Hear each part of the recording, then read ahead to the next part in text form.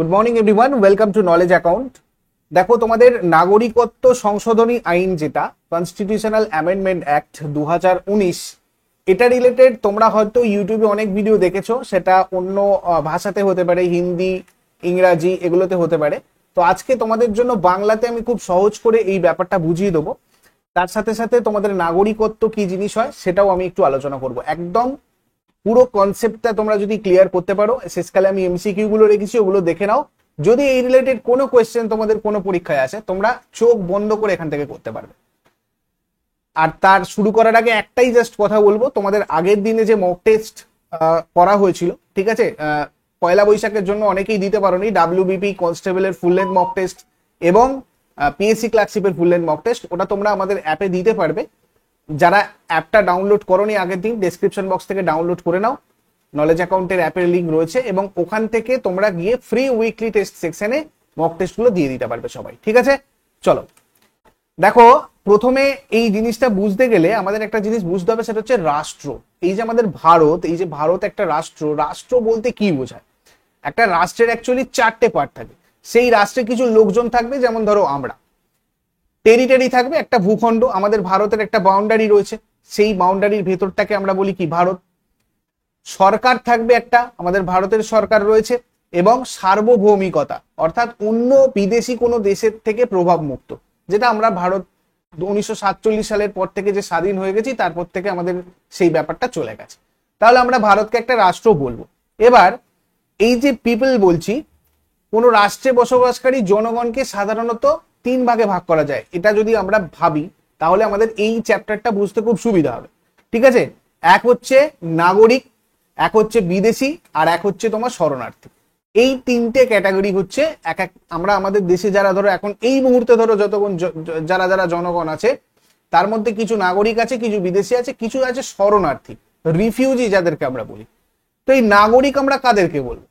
নাগরিক আমরা বলবো একটা রাষ্ট্রে স্থায়ীভাবে বসবাসকারী, যারা আমাদের দেশে, মানে ধরো ভারতে স্থায়ীভাবে বসবাস করে এবং সংশ্লিষ্ট রাষ্ট্রের প্রতি, মানে হচ্ছে আমাদের ভারতের প্রতি আনুগত্য প্রদর্শন করে, এবং সেই ব্যক্তিকে বোঝায় সেই রাষ্ট্র প্রদত্ত সর্বপ্রকার সামাজিক এবং রাজনৈতিক অধিকার ভোগ করে। আমরা আরো সহজ করে যদি বলতে চাই, আচ্ছা তার আগে একটা জিনিস জাস্ট নোট করবে, এই যে নাগরিক বা সিটিজেন কথাটা, এটা কিন্তু এসেছে গ্রিসের নগর রাষ্ট্র ব্যবস্থা থেকে, ঠিক আছে? আচ্ছা, নাগরিক কাদেরকে বলবো? একজন নাগরিক হচ্ছে আমাদের রাষ্ট্রের স্থায়ী বাসিন্দা, ব্যক্তিগত, সামাজিক, অর্থনৈতিক এবং রাজনৈতিক সহ যাবতীয় অধিকার একটা নাগরিক ভোগ করে। কোন নাগরিককে গুপ্তচর বৃত্তি বা অসদাচরণের অপরাধে রাষ্ট্র বহিষ্কার করতে পারে না। জরুরিকালীন পরিস্থিতিতে ছাড়া অন্য যে কোনো সময় নাগরিকের গতিবিধি নিয়ন্ত্রণ করা হয় না। একটা নাগরিক কোথায় যাচ্ছে না যাচ্ছে তাকে সবসময় ট্র্যাক আমাদের নাগরিকদের করা হয় না, বা যদি সে কোনো অপরাধ করে তাকে শাস্তি দিতে পারে, রাষ্ট্র বহিষ্কার করতে পারে না। এটা হচ্ছে নাগরিকদের বৈশিষ্ট্য। আর আমরা ফরেনার যদি দেখি, এই ফরেনারদের কিন্তু সব অধিকার থাকে না, এরা অস্থায়ীভাবে কিছুদিনের জন্য আমাদের এখানে ভারতে আসে, তারা বসবাস করে। এবং একজন বিদেশিকে কোনোভাবেই রাজনৈতিক কিন্তু কোনো অধিকার দেওয়া হয় না, মানে ভোট দিতে পারবে না, ভোটে দাঁড়াতে পারবে না, এগুলো হবে না। ভিসা নিয়ে আসে কিছুদিনের জন্য, সেই কিছুদিন এখানে থেকে হয়তো ঘুরলো, পড়াশোনা করলো, করে চলে যেতে হয় তাদের। কোনো বিদেশি যখন আশ্রয়দাতা, মানে রাষ্ট্রের সীমানা অতিক্রম করে, তখন তার প্রতি আর কোনো রকম কর্তব্য রাষ্ট্রের থাকে না। একজন বিদেশি এখানে ঘুরতে এসেছিল, তার কাজ হয়ে গেছে, তাকে আশ্রয় দিয়েছিল কিছুদিন, সে যদি আমাদের দেশ এবার ছেড়ে চলে যায়, তারপর আর তার উপর কোনো আমাদের দেশের দায়িত্ব নেই, তাদেরকেই আমরা বিদেশি বলি। আর যুদ্ধের সময় অথবা স্বাভাবিক সময়ও যদি প্রয়োজন মনে করা যায়, নির্দিষ্ট কারণে, নির্দিষ্ট লজিকে কোনো একটা ফরেনারকে কিন্তু ট্র্যাক করা যায়, গতিবিধি নিয়ন্ত্রণ করে আদেশ জারি করা যায়, এটা হচ্ছে বিদেশি। আর শরণার্থী কাদের বলবো আমরা? শরণার্থী তাদেরকেই বলবো যখন কোনো ব্যক্তি নিপীড়নের কারণে, এই জায়গাটা খুব ভালো করে বুঝবে, এই একটা পুরো কনসেপ্টটা বোঝার জন্য এই জায়গাটা আমাদের বোঝা খুব জরুরি। শরণার্থী আমরা তাদেরকে বলবো, ধরো কোনো দেশে রয়েছে, ধরো আমাদের ভারতের বাইরে কোনো একটা দেশে, ঠিক আছে? ধরো আজকে আমি বললাম নেপালের কথাই বলছি। নেপালে কিছু লোকজন আছে যারা হয়তো সেই দেশের লোকজনদের থেকেই নিপীড়িত হচ্ছে, অত্যাচারিত হচ্ছে, এবং তারাই, নেপালের দেশই সেই ধরনের লোকজনকে ভয় দেখাচ্ছে, সেই জন্য তারা সেখান থেকে বেরিয়ে ধরো ভারতে চলে এসেছে, ঠিক আছে? এবং আর ভারত থেকে সেখানে যেতে চাইছে না, ওই নিপীড়নের ভয়ে, অত্যাচারের ভয়ে আর যেতে চাইছে না। তো আমরা এই যারা চলে এসেছে তাদেরকে বলছি শরণার্থী। বোঝা গেল? তো এরকম বাংলাদেশ, পাকিস্তান, আফগানিস্তান, যেগুলো ধরো আমাদের বর্ডার কান্ট্রি রয়েছে, চীন, এইসব জায়গাগুলো থেকে বেশ কিছু লোকজন যদি সেখান থেকে অত্যাচারিত হয়ে, নিপীড়িত হয়ে আমাদের এখানে চলে আসে, তখন তাদেরকে আমরা বলবো শরণার্থী। তাহলে এই জায়গাটা আশা করি সবার ক্লিয়ার হয়েছে। এবার দেখো, এই যে নাগরিকত্ব, আমাদের ভারতের নাগরিকত্ব, এই জিনিসটা দুটো জায়গায় রয়েছে। একটা হচ্ছে আমাদের ইন্ডিয়ান কনস্টিটিউশন, ইন্ডিয়ান কনস্টিটিউশনে আছে, আর একটা হচ্ছে ভারতের নাগরিকত্ব আইন 1955, ইন্ডিয়ান সিটিজেনশিপ অ্যাক্ট 1955। এই দুটো জায়গায় আমরা নাগরিকত্বর বিষয়টা পেয়েছি। তাহলে এই দুটো জায়গায় কি কি আছে সেটা একবার দেখে নিই, তারপরে আমি তোমাদের বোঝাই। এটা ভারতীয় সংবিধানের কোথায় আছে? আমাদের পার্ট 2 এ আছে। Very very important. ভারতীয় সংবিধানের পার্ট 2 তে আছে 5 থেকে 11 নম্বর ধারায় এই নাগরিকত্ব সম্পর্কে বিশদে আলোচনা রয়েছে, বিস্তারিত আলোচনা রয়েছে। কিন্তু এই অংশে একটা জিনিস মনে রাখবে, এই অংশে ভারত বিভাজনের ফলে তৈরি হওয়া যে নাগরিকতা সম্পর্কিত কিছু সমস্যা, সেগুলোর সমাধানই কেবল দেওয়া আছে। মানে ধরো এখানে তোমার বলা আছে, এগুলো যখন সংবিধান তৈরি হয়েছিল, যারা সংবিধান তৈরি করেছিল সেই সময়ের কিছু প্রয়োজনীয়তা, তখন যা যা জিনিস প্রয়োজন ছিল সেই জিনিসগুলোকেই এখানে কিন্তু দেওয়া আছে। ইন ফিউচার, ভবিষ্যতে নাগরিকতা অর্জন কি করে কেউ করবে, বা নাগরিকতা বর্জন করতে গেলে কি করবে না করবে, সেই সব জিনিস কিন্তু এই 5 থেকে 11-র মধ্যে প্রথমে আলোচনা করা ছিল না। পরবর্তী ক্ষেত্রে সেটা করা হয়েছে। নাগরিকতা সম্পর্কে যে আইন যেহেতু এখানে ছিল না, তাই এটা কাদের ওপর দেওয়া হয়েছে? এই আইন প্রণয়নের ক্ষমতা কার ওপর রয়েছে? এই আইন প্রণয়নের ক্ষমতা রয়েছে আমাদের সংসদের ওপর। ভারতের সংবিধানের রচয়িতা 11 নম্বর অনুচ্ছেদে একটা জিনিস বলেছে। কি বলেছে? যে পার্লামেন্ট অর্থাৎ কেন্দ্রীয় সরকারকে নাগরিকতা সম্পর্কিত সমস্ত বিষয় আইন প্রণয়ন করার ক্ষমতা দেওয়া হয়েছে। মানে 11 নম্বর যে আর্টিকেলটা, সেখানে কিন্তু যেহেতু ওখানে বিশেষ করে সেরকম কিছু বলা নেই, 11 নম্বর আর্টিকেলে ওই জন্য এটা পার্লামেন্টের ওপরে দায়িত্ব দেওয়া হয়েছে, যে তারা বা কেন্দ্রীয় মন্ত্রীরা পার্লামেন্টের সংসদে আলাপ আলোচনা করে তারা এই বিষয়ে আইন প্রণয়ন করতে পারে, এই ক্ষমতাটা তাদেরকে দেওয়া হয়েছে। ঠিক আছে, পার্লামেন্টের ওপর পাওয়ারটা দেওয়া হচ্ছে। এছাড়া ভারতীয় সংবিধানের যে 7ম তফসিল আছে, 7th শিডিউল আছে, সেই 7th শিডিউলে প্রদত্ত যে কেন্দ্র তালিকা, ইউনিয়ন লিস্ট, সেখানেও নাগরিকতার বিষয়টা অন্তর্ভুক্ত রয়েছে। পার্লামেন্টের নাগরিকতা সম্পর্কে একচেটে তাহলে ক্ষমতা রয়েছে। মানে এই জিনিস নিয়ে যা করার, চেঞ্জ ফেঞ্জ করা, এগুলো কি করতে পারে? সংসদ করতে পারে। আর আরেকটা আমরা দেখেছি কি, ভারতের নাগরিকত্ব আইন মানে 1955, ইন্ডিয়ান সিটিজেনশিপ অ্যাক্ট 1955। এই অ্যাক্টে কি বলা হয়েছিল? এই অ্যাক্টে আর্টিকেল 11 অনুযায়ী এই অ্যাক্টটা পাস করেছিল সংসদ। ঠিক আছে, প্রথম করেছিল 1955-এ, এটা তোমাদের পরীক্ষায় খুব আসে, মনে রাখবে। 1955 সালে প্রথম ভারতীয় পার্লামেন্ট, আমাদের সংসদ, এই নাগরিকত্ব ইন্ডিয়ান সিটিজেনশিপ অ্যাক্টটা পাস করেছিল ফার্স্ট টাইম। কেন? তখন ওদের প্রয়োজন মনে পড়লো যে ভারত ভাগের পরেও বেশ কিছু ক্ষেত্রে অসুবিধা হচ্ছে, যে কি করে এখন যারা ধরো কিছু কিছু ভারত ভাগের সময় ধরো পাকিস্তান থেকে অনেক লোক চলে এসেছিল বা বাংলাদেশ থেকে অনেক লোক চলে এসেছিল, যারা যেতে চাইছে না। খুব স্বাভাবিক ব্যাপার, তাদের তো একটা দেশেই ছিল, দেশ ভাগের পরে কে কার পরিবারের সাথে কিভাবে আলাদা হয়ে গেছে। তো সেই ধরনের প্রয়োজন মনে করে তখন আমাদের যে পার্লামেন্ট বা সংসদ, তারা একটা অ্যাক্ট প্রণয়ন করেছিল ফার্স্ট টাইম, এবং সেটা হচ্ছে তোমার ইন্ডিয়ান সিটিজেনশিপ অ্যাক্ট 1955। এই ভারতের নাগরিকত্ব আইন যেটা, সেখানে কি বলা হয়েছিল সেটা আমি তোমাদেরকে বলবো। এবং এই 1955 সালের পরেও মনে রাখবে, এটা এখনো পর্যন্ত মোট 7বার অ্যামেন্ডমেন্ট হয়েছে।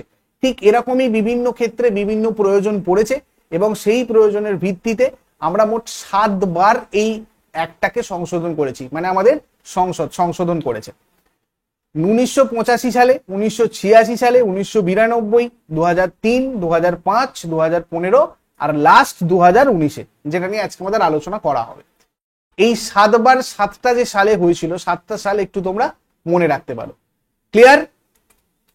এবার দেখো, এই যে 1955 যেটা প্রথমে করা হয়েছিল, সেটা সংশোধন কেন করার প্রয়োজন হয়েছে? এই যে বারবার সংশোধন করা হচ্ছে, কেন প্রয়োজন পড়লো? এক হচ্ছে 1971 সালে বাংলাদেশে মুক্তিযুদ্ধের সময় বাংলাদেশ সংলগ্ন আসামের বিভিন্ন অঞ্চল দিয়ে একটা বড় মাত্রায় বহু শরণার্থীর অবৈধ অনুপ্রবেশ ঘটে। বাংলাদেশের সাথে আমাদের আসামের কানেকশন আছে। তো যখন যুদ্ধ হয়েছিল, তখন বাংলাদেশ থেকে অনেক লোক কি করেছিল, আসামের মধ্যে দিয়ে আমাদের ভারতে ঢুকে পড়েছিল, যেটা অবৈধ অনুপ্রবেশ, মানে ইল্লিগাল ইমিগ্রেশন হয়েছিল। নর্মালি আমরা এয়ারপোর্টে লিগাল ইমিগ্রেশন করি, সঠিক ডকুমেন্টস দেখিয়ে এখানে যদি কেউ আসে তাহলে কোনো সমস্যা নেই। যদি কেউ ডকুমেন্টস না দিয়ে গিয়ে অন্য কোনো দেশের লোক এখানে চলে আসে তাকে আমরা বলবো অবৈধ অনুপ্রবেশ। তো এরকম হয়ে গিয়েছিল যখন যুদ্ধ হয়েছিল, যুদ্ধকালীন পরিস্থিতিতে আসামের মধ্যে দিয়ে ঢুকেছিল, এর ফলে ভারতের নাগরিকতা সম্পর্কিত সমস্যাটা দেখা দেয়। এই সমস্যা সমাধানের জন্য প্রথম 1985 সালে ভারত সরকার আমাদের এবং আসাম সরকার আসাম আন্দোলনের নেতাদের সাথে আসাম অ্যাকর্ড অফ 1985 নামক একটা ত্রিপাক্ষিক চুক্তি স্বাক্ষর করে।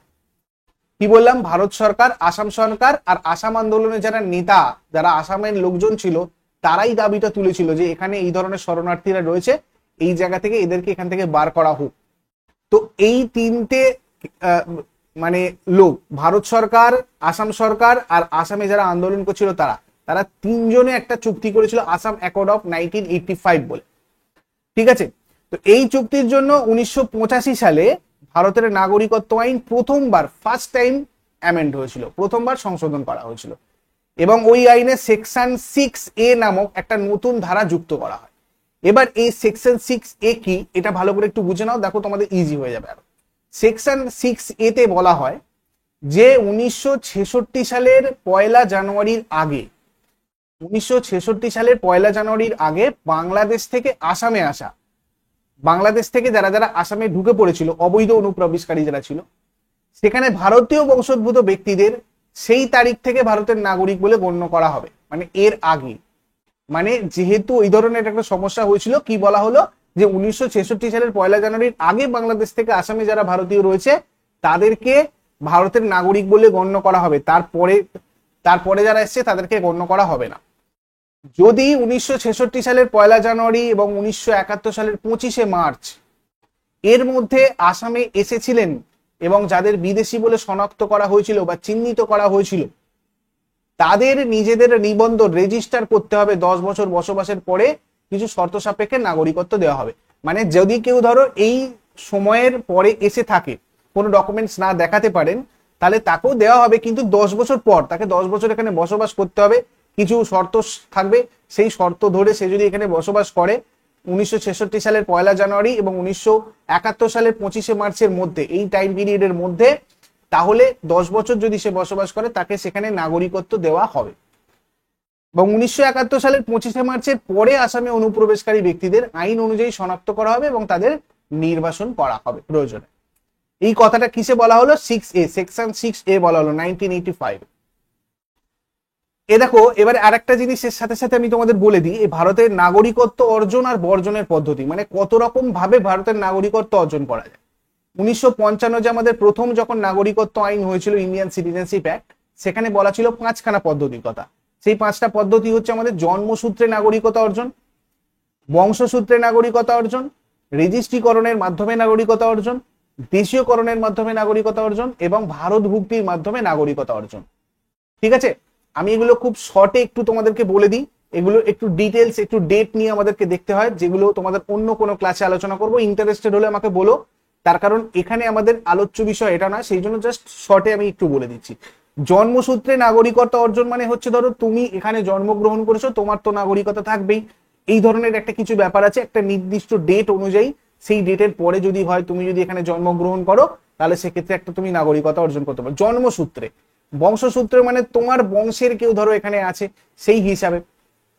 রেজিস্ট্রিকরণের মাধ্যমে করা যায়, ধরো এইগুলোর মধ্যে দুটোই কোনোটা হচ্ছে না, তখন তুমি রেজিস্ট্রিকরণের মাধ্যমে করতে পারো, দেশীয়করণের মাধ্যমে করতে পারো এবং ভারত ভুক্তি, যেমন ধরো গোয়া একসময় আমাদের বাইরে ছিল, তো গোয়া যখন এখানে এলো, হায়দ্রাবাদ, মানে বিভিন্ন দেশ যখন ধরো জুনাগড়, হায়দ্রাবাদ, এগুলো দেশ, আমাদের দেশ ভারত ভুক্তি হলো যখন এগুলো, তখন তাদেরকে নাগরিকতা দেওয়া হবে। মানে ভারত যদি কোনো ভূখণ্ডকে তার নিজেদের মধ্যে নিয়ে আসে, তখন তাদেরকে নাগরিকতা কি দেবে, এই হচ্ছে ব্যাপার। মোটামুটি 5টা ভাবে আমাদের নাগরিকতা অর্জন করা যায়, মানে নাগরিকত্ব পায় কোনো ভারতীয় হিসাবে কেউ। আর অবসান হচ্ছে তোমার 3টে পদ্ধতি। কি কি? একটা হচ্ছে নাগরিকত্ব ত্যাগ, কোনো ভারতীয় নাগরিক যদি কোনো ঘোষণার মাধ্যমে নিজের নাগরিকত্ব ত্যাগ করতে চায়, যে আমি এই ভারতের নাগরিকত্ব ত্যাগ করছি, তাহলে সেক্ষেত্রে একটা হতে পারে। সেকেন্ড হচ্ছে নাগরিকত্বের অবসান, কোনো ভারতের নাগরিক যদি স্বেচ্ছায় অন্য কোনো রাষ্ট্রের নাগরিকতা গ্রহণ করে, তখন ভারতের তারা নাগরিকতা থাকে না। ক্লিয়ার? এই দুটো।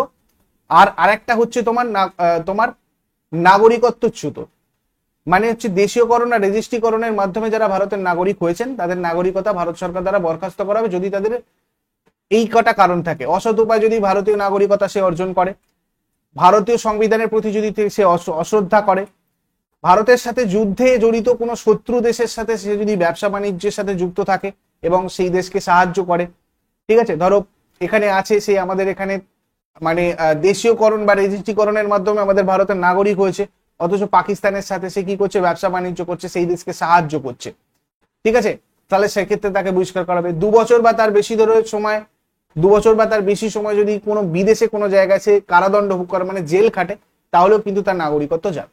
তো এই কারণগুলো উপযুক্ত কারণ ছাড়া 7 বছর যদি দেশে অনুপস্থিত থাকে, তুমি এটা কোনো একটা কারণে আমাদের দেশ ছেড়ে চলে গেলে, ঠিক আছে, গা ঢাকা দিয়ে আছো, 7 বছর আমাদের দেশেই নেই, 7 বছর যে তুমি আমাদের দেশে আছো তার কোনো প্রমাণ নেই, তুমি ভোট দিচ্ছ না, কিছু দিচ্ছ না, তো সেক্ষেত্রেও তোমার নাগরিকত্ব যেতে পারে। এগুলো হচ্ছে নাগরিকত্ব যাওয়ার 3টে পদ্ধতি। ক্লিয়ার? এবার 2019-এ দেখো কি বলা হচ্ছে, সিটিজেনশিপ অ্যাক্ট 2019-এ আমাদের কি বলা হচ্ছে দেখো। এখানে বলা হচ্ছে যে 2014 সালের 31শে ডিসেম্বর 2014 সালের 31শে ডিসেম্বর বা তার আগে ভারতে প্রবেশকারী আফগানিস্তান, বাংলাদেশ আর পাকিস্তান থেকে আগত হিন্দু, শিখ, বৌদ্ধ, জৈন, পার্সি এবং খ্রিস্টান সম্প্রদায়ের যারা শরণার্থী রয়েছে তাদের নাগরিকত্ব প্রদান করা হবে। এখানে সিএএ বা কনস্টিটিউশনাল অ্যামেন্ডমেন্ট অ্যাক্ট সিটিজেনশিপ তোমার সিএএ 2019-এ যেটা বলা হচ্ছে বেসিক্যালি সেটা হচ্ছে কি পাকিস্তান, আফগানিস্তান এবং বাংলাদেশ মানে আমাদের ভারতের বাউন্ডারি এই 3টে মুসলিম কান্ট্রি, কেননা এই কান্ট্রিগুলো তাদেরকে মুসলিম কান্ট্রি হিসাবে বলে।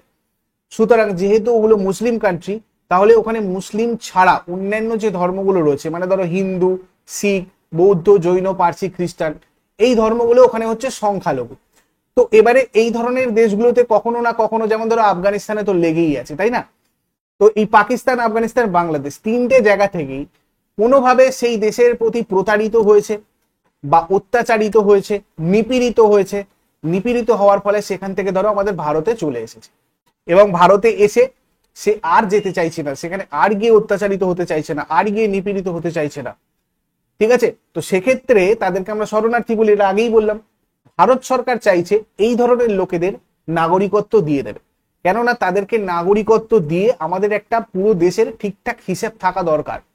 একটা দেশের ইকোনমিটাকে ঠিকঠাক ভাবে চালাতে গেলে কতজন আমাদের কি নাগরিক আছে না আছে সেই জিনিসটা আমাদের জানা দরকার। তা না হলে ধরো আমাদের এই যে ধরো জাতীয় আয় বার করতে পারবো না, আমরা বেকারত্বের হার নির্ণয় করতে পারবো না, আমাদের যে স্ট্যাটিস্টিক্স, আমাদের যে পুরো দেশের ডাটা, সেগুলোকেই তো বার করতে পারবো না। সেগুলো যদি বার না করতে পারি তাহলে আমরা আমাদের ইকোনমিকে চালাবো কি করে? ধরো একটা পরিবারের 10 জন সদস্য আছে, সেই 10 জন সদস্যের জন্য কত টাকা কি খরচা হয় তার একটা প্ল্যান থাকছে, মাসিক প্ল্যান আমাদের আছে, এই 10 জনের জন্য মাসিক আমার এই খরচাটা হয়।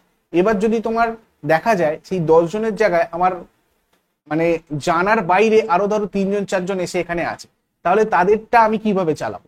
কেননা আমি তো আমার একটা আনুমানিক বাজেট এখানে ঠিক করে নিয়েছি যে 10 জনের জন্য আমার এই বাজেট, সেখানে যদি আমার 13 জন হয়ে যায় সেটা আমি কি করে চালাবো?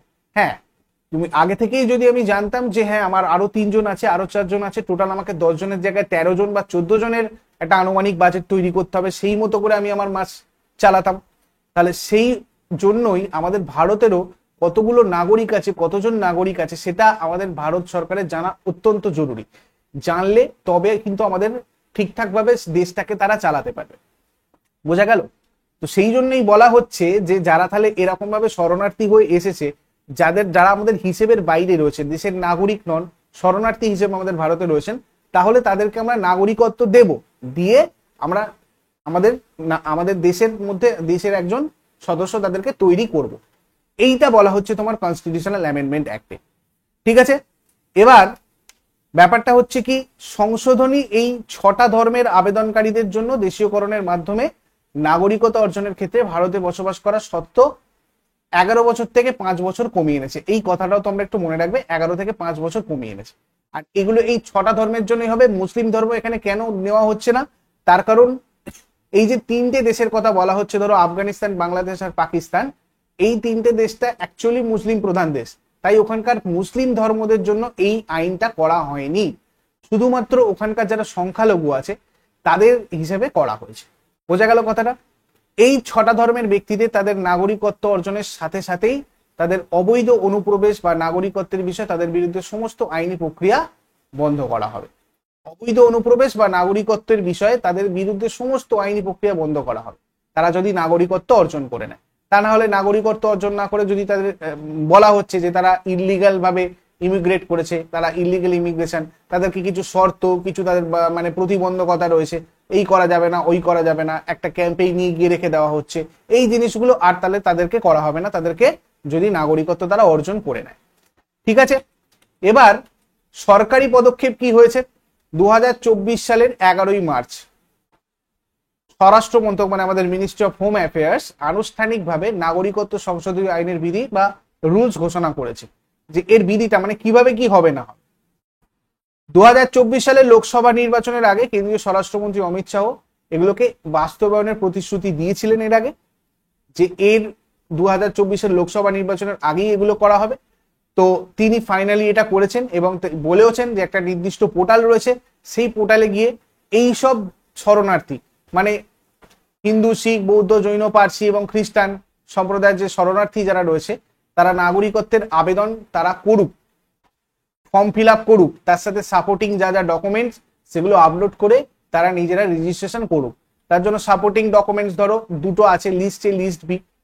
এগুলো তোমরা ওখানে পোর্টালে গেলেই তারা খুব ভালো করে জানতে পারবে। আমি জাস্ট একটুখানি তোমাদের বলে দিই, ধরো কেউ কার বার্থ সার্টিফিকেট দিল, ঠিক আছে, কেউ ধরো সিটিজেনশিপ সার্টিফিকেট দিল, এলআইসি পলিসি সে করেছে সেরকম দিল, মানে এটার প্রমাণ তাকে দিতে হবে যে সে এখানে আছে, বা ধরো পার্মানেন্ট রেসিডেন্সিয়াল সার্টিফিকেট একটা দিল, রিফিউজি রেজিস্ট্রেশন সার্টিফিকেট দিতে পারে, পাসপোর্ট দিতে পারে, এরকম কিছু তালিকা আমাদের আছে। এইগুলো দেখিয়ে নির্দিষ্ট ডকুমেন্ট আপলোড করে সেখানে তারা রেজিস্ট্রেশন করুক। এটা হচ্ছে আমাদের সরকারি পদক্ষেপ। বোঝা গেল? এবারে দেখো তোমাদের আমি এই যে জিনিসটা এখানে বললাম এই রিলেটেড কিছু কিছু এমসিকিউ এখানে আলোচনা করে দিচ্ছি যেগুলো তোমাদের পরীক্ষার জন্য আসতে পারে। সেই জিনিসগুলো কি দেখে নাও। যেমন ধরো তোমাদের ফার্স্ট কোয়েশ্চেন এরকম একটা এলো, নাগরিকত্ব সংশোধনী আইন মানে 2019-এর উদ্দেশ্য কি? এখানে উদ্দেশ্য বলতে দেখো 4টে যে আমাদের অপশন আছে, বলেছে ভারতের অভ্যন্তরে বসবাসরত অবৈধ অভিবাসীদের অপসারণ করা, প্রকৃত ভারতীয় নাগরিকদের চিহ্নিত করতে, সীমান্তে বিদেশিদের অনুপ্রবেশ রোধ করতে, নাকি আফগানিস্তান, বাংলাদেশ, পাকিস্তানের নির্যাতিত সংখ্যালঘু গোষ্ঠীকে নাগরিকত্ব প্রদান করা। এই 4টের মধ্যে আমরা কোনটা কারেক্ট আনসার বলবো? আমরা অপশন ডিটা কারেক্ট আনসার বলবো। ওখানে নির্যাতিত যারা সংখ্যালঘু গোষ্ঠী রয়েছে তাদেরকে নাগরিকত্ব আমরা প্রদান করতে চাইছি, অপশন ডি কারেক্ট আনসার হবে। নেক্সট বলার আগে তোমাদের আমি একটু বলে দিই, আমাদের পরিবর্তন ব্যাচ তোমাদের চলছে WBP 2024, এগুলো তোমাদের পুলিশের জন্য ফাউন্ডেশন ব্যাচ। তোমরা যদি চাও এটাতে জয়েন করতে পারো। এখানে তোমাদের ডিটেলস সব কনসেপচুয়াল ক্লাস রয়েছে, প্রত্যেকটা সাবজেক্টের প্রত্যেকটা চ্যাপ্টারের ধরে ধরে তোমাদের এখানে বুঝিয়ে বুঝিয়ে প্রত্যেকটা জিনিসের ক্লাস করানো আছে। তার সাথে এইরকম ভাবে এমসিকিউ তোমাদের ওখানে ডিসকাস করা আছে, প্লাস যেটা সব থেকে বেশি ইম্পর্টেন্ট সেটা হচ্ছে প্র্যাকটিস। প্র্যাকটিসের জন্য তোমাদের প্রত্যেকটা চ্যাপ্টারের প্রশ্ন মানে এমসিকিউ ওখানে টেস্ট হিসাবে দেওয়া আছে, যেটা তোমরা ওখানে গেলেই তোমরা ওখানে প্র্যাকটিস করতে পারবে। তার সাথে তোমাদের ধরো মান্থলি ওখানে টেস্ট, তারপরে তোমাদের যেগুলো ফুল লেন্থ টেস্ট 85 নম্বরের, ঠিক আছে। এখানে ধরো WBP কেপির জন্য যদি কোনো পেপের টেস্ট সিরিজ লঞ্চ হয় সেটা তোমাদের পরিবর্তন ব্যাচে তো ফ্রি থাকবে। তো আরো ডিটেলস জানার জন্য তোমরা এই হোয়াটসঅ্যাপে একটু যোগাযোগ করে নিও, বা তোমরা WBPSC ক্লাসশিপেরও তাই এরকম অধ্যায় ভিত্তিক ক্লাসে যদি জয়েন করতে চাও প্রি রিপ্লেসমেন্ট, তাহলেও তোমরা এই হোয়াটসঅ্যাপ নাম্বারে যোগাযোগ করে নিও। নেক্সট ধরো এরকম প্রশ্ন আসতে পারে, নিম্নের কোন পদ্ধতিতে একজন ব্যক্তি ভারতের নাগরিকত্ব পেতে পারেন? তো আমি তোমাদের সাথে অলরেডি এটা আলোচনা করেছি। দেখো কোন ভাবে পেতে পারে, এখানে দেখো এ, বি আর সি হবে। অনুরোধ দ্বারা হতে পারে না, রিকোয়েস্ট দ্বারা হতে পারে না, জন্মগত ভাবে পেতে পারে, বংশানুক্রমে, নিবন্ধন দ্বারা, এছাড়া ভারত ভুক্তি রয়েছে আর দেশীয়করণ। মোট 5টা পদ্ধতি রয়েছে। তো তার মধ্যে আমাদের এ, বি আর সি কারেক্ট আনসার হয়ে গেল। নেক্সট হচ্ছে তোমার ভারতের নাগরিকত্ব আইনে ভারতীয় বিদেশি নাগরিকের বিভাগটা ড্যাশ সালে একটি সংশোধনীর মাধ্যমে প্রবেশ করানো হয়েছিল। কত সালে সংশোধনীর মাধ্যমে প্রবেশ করা হয়েছিল? এটা তোমার 2005 সালে। নেক্সট, ভারতে একক নাগরিকত্বের নীতি কোথা থেকে গৃহীত হয়েছে? একক নাগরিকত্বের যে নীতি, আমাদের যে সিঙ্গেল সিটিজেনশিপের কনসেপ্ট, ঠিক আছে, সিঙ্গেল সিটিজেনশিপ মানে হচ্ছে কি আমাদের ভারতের তুমি পশ্চিমবঙ্গেই থাকো, মহারাষ্ট্রেই থাকো, উত্তরপ্রদেশেই থাকো, যে কোনো রাজ্যেই থাকো না কেন, তোমার নাগরিকত্ব একটাই, পরিচয় একটাই, তুমি হচ্ছে একজন ইন্ডিয়ান। ঠিক আছে, তোমার আইডি কার্ডে কি লেখা থাকে, গভর্নমেন্ট অফ ইন্ডিয়া। কিন্তু ধরো ইউএস এর ক্ষেত্রে কি হয়, ওদের ইউনাইটেড স্টেটস অফ আমেরিকা, মানে ওদের যে ছোট ছোট স্টেট গুলো রয়েছে সেই স্টেট গুলোর একটা একটা করে নাগরিকত্ব রয়েছে, এবং পুরো ওদের যে ইউনাইটেড স্টেটস তার একটা নাগরিকত্ব রয়েছে। এটা যুক্তরাষ্ট্রীয় ব্যবস্থা, তো দুটো নাগরিকত্ব ওদের থাকে, সেটাকে আমরা ডুয়েল সিটিজেনশিপ বলি। কিন্তু আমাদের ভারতের ওরকম ডুয়েল সিটিজেনশিপ নেই, সিঙ্গেল সিটিজেনশিপ আছে। এবং এই সিঙ্গেল সিটিজেনশিপের যে কনসেপ্টটা, ধারণাটা, এটা আমরা পেয়েছি কোথা থেকে, ইংল্যান্ড থেকে। নেক্সট হচ্ছে দিল্লি উচ্চ আদালত সম্প্রতি তিব্বতীদের এখানে ড্যাশ সালের মধ্যে, যারা এখানে ড্যাশ সালের মধ্যে জন্মগ্রহণ করেছেন তাদেরকে ভারতের নাগরিকত্ব প্রদান করেছেন। এটা রিসেন্ট একটা ঘটনা, এটা তোমরা একটু বলো, একদম লাস্ট যেটা হয়েছে। তো এই যেহেতু সিএএ আলোচনা হচ্ছে, তার সাথে তোমাদের এটা একটু জেনে রাখা উচিত। এটা হয়েছিল 26শে জানুয়ারি 1950 থেকে 1 জুলাই 1987, 85 অ্যামেন্ডমেন্ট অ্যাক্ট। এখানে কি হয়েছিল, দিল্লির যে উচ্চ আদালত তিব্বতীদের যারা এখানে এই 26 জানুয়ারি 1950 সাল থেকে 1 জুলাই 1987 পর্যন্ত যারা এখানে জন্মগ্রহণ করেছেন তাদেরকে ভারতীয় নাগরিকত্ব প্রদানের কথা বলেছে। নেক্সট, ভারতের নাগরিকতা আইন কত সালে পরিণত? ভারতের নাগরিকতা আইন প্রণীত হয় আমাদের 1955 সালে।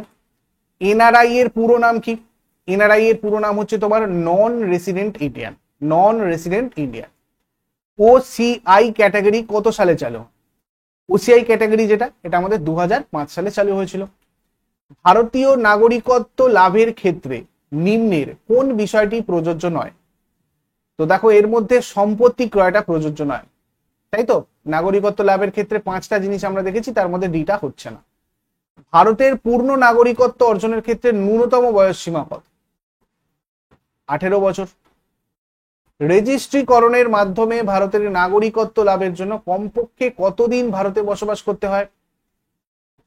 7 বছর বসবাস করতে। কোন বিদেশি ব্যক্তি দেশীয় নাগরিকের ন্যায় যে অধিকার থেকে বঞ্চিত থাকেন সেটা কোনটা? রাজনৈতিক। বিদেশিদের থাকে না, এটাও তোমাদের আমি প্রথমে আলোচনা করলাম। ভারতীয় সংবিধানে বর্ণিত নাগরিকত্ব কি? ভারতীয় সংবিধানে যে নাগরিকত্ব আমাদের বর্ণিত রয়েছে সেটা হচ্ছে সিঙ্গেল সিটিজেনশিপ, যেটা আমরা ইংল্যান্ড থেকে নিয়েছি, একক নাগরিকত্ব। সংবিধানে ভারতীয় নাগরিকত্ব অবসানের যে কটি কারণ উল্লেখিত আছে, কতগুলো কারণ উল্লেখিত আছে? আমাদের 3টে কারণ উল্লেখিত আছে। ভারতীয় নাগরিকত্ব প্রাপ্তির ক্ষেত্রে সকল প্রকার শর্তাবলী প্রয়োগ করে থাকে কে? আমাদের সংসদ। অবশ্যই এই পাওয়ারটা ইন্ডিয়ান কনস্টিটিউশন পার্লামেন্টকে দিয়েছে। 2003 সালে কোন কমিটির সুপারিশ অনুযায়ী নাগরিকতা আইনটি সংশোধন করা হয়? 2003 সালের LM সিংভি নামের একটা কমিটি ছিল, যে কমিটির সুপারিশ অনুযায়ী আমাদের নাগরিকতাটা সংশোধন করা হয়েছিল।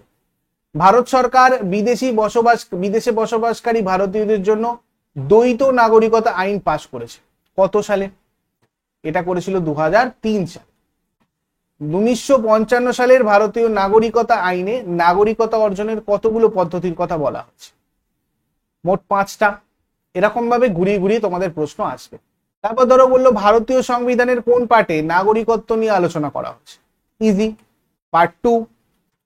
ভারতীয় সংবিধানের কোন কোন ধারায় নাগরিকত্বের বিষয়টি ব্যাখ্যা করা হয়েছে? কি বলবে? 5 থেকে 11। কোন অনুচ্ছেদ অনুসারে নাগরিকত্বের বিষয়ে পার্লামেন্টের আইন প্রণয়ন করার কথা বলা হচ্ছে? পার্লামেন্টের আইন প্রণয়ন করার যে অধিকার সেটা রয়েছে কত নম্বর আর্টিকেলে? একটু আগেই বললাম আমি, আর্টিকেল 11তে রয়েছে। নাগরিকত্ব বা সিটিজেনশিপ যে কনসেপ্টটা, এটা এসেছে কোন দেশ থেকে? এটা এসেছে গ্রিস থেকে। ভালো করে মনে রাখবে, সিটিজেনশিপ মানে কথাটা যেটা, এটা এসেছে তোমার গ্রিস থেকে। বুঝতে পেরেছো? নিচের মধ্যে কোন রাষ্ট্রটি দ্বৈত নাগরিকত্ব স্বীকার করেছে? এর মধ্যে কার দ্বৈত নাগরিকত্ব রয়েছে আর কি? আমেরিকার এক্সাম্পল তোমাদের একটু আগেই দিলাম, ইউএসএ, এর রয়েছে তোমার দ্বৈত নাগরিকত্ব। ঠিক আছে, আশা করি পুরো ব্যাপারটা ক্লিয়ার হয়েছে। যদি এতে ক্লিয়ার না হয় তাহলে আমাকে কমেন্টে জানিও। নাগরিকত্ব তোমাদের অনেক বড় একটা চ্যাপ্টার, যেটা পুরো একটা তোমাদেরকে ধরে অনেকক্ষণের একটা ক্লাস আমাদের পরিবর্তন ব্যাচেই বলো বা WBPC ক্লাস সিবি বলো, এগুলো করানো হয়েছে। তার একটা ছোট পার্ট তোমাদের আমি আজকে শেয়ার করলাম। CAA, constitutional amendment act, useful বলে মনে হলে আমাকে তোমরা ফিডব্যাক অবশ্যই জানিও কমেন্টে। আর এই ধরনের যদি কোনো টপিক যেরকম তোমরা আমাকে জানিয়েছো আমি তোমাদের সাথে এটা করলাম। এরকম আরো অন্য কোনো টপিক যদি তোমাদের কিছু কনফিউশন থাকে বা সেই রিলেটেড বিভিন্ন ডাটা তোমাদের নেওয়ার থাকে, আমাকে অবশ্যই কমেন্ট বক্সে জানাবে, আমি চেষ্টা করব তোমাদেরকে সেটা প্রোভাইড করা। আর আমাদের টেলিগ্রাম চ্যানেল নলেজ অ্যাকাউন্ট, সেখানে তোমরা সবাই জয়েন করে রাখো, যাতে করে তোমরা আমাদের এই নলেজ অ্যাকাউন্ট বা আমাদের নতুন যে চ্যানেল কে এস স্টাডি, এই দুটো চ্যানেলের ক্লাসই তোমাদের কাছে ঠিকঠাক ভাবে পৌঁছয়, সবগুলো নোটিফিকেশন ঠিকঠাক ভাবে পৌঁছয়। আজকে 7টার সময় এর পরের লাইভ ক্লাস রয়েছে, সবাই জয়েন করে যেও ওখানে, কেননা আমরা 7টার সময় একদিন অল্টারনেটিভলি ইজি টু মিডিয়াম আর একদিন medium to hard question practice করছি। কেমন? থ্যাংক ইউ সো মাচ, সবাই ভালো থাকবে, best of luck, have a great day.